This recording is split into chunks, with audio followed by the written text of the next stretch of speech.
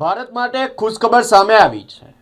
94,000 metric ટનનો જથ્થો લઈને આવી રહેલા બે જહાજે સ્ટેટ ઓફ હોર્મુઝ સુરક્ષિત રીતે પાર કરી લીધો છે।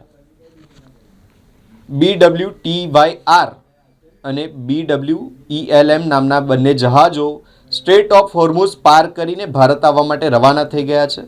મહત્વની વાત એ છે કે આ બંને ટેન્કરોને ભારતીય નૌકાદળ દ્વારા સુરક્ષા આપવામાં આવી રહી છે।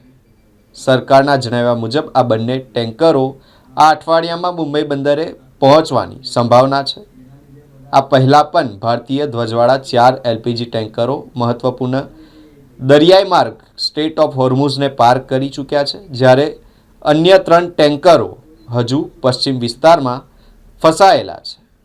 સરકાર દ્વારા LPG પુરવઠો સુરક્ષિત રીતે દેશમાં પહોંચે તે માટે સતત નજર રાખવામાં આવી રહી છે અને પ્રયાસ પણ કરવામાં આવી રહ્યા છે। તે જ હેઠળ ભારતીયો માટે એક ખુશ ખબર સામે આવી છે।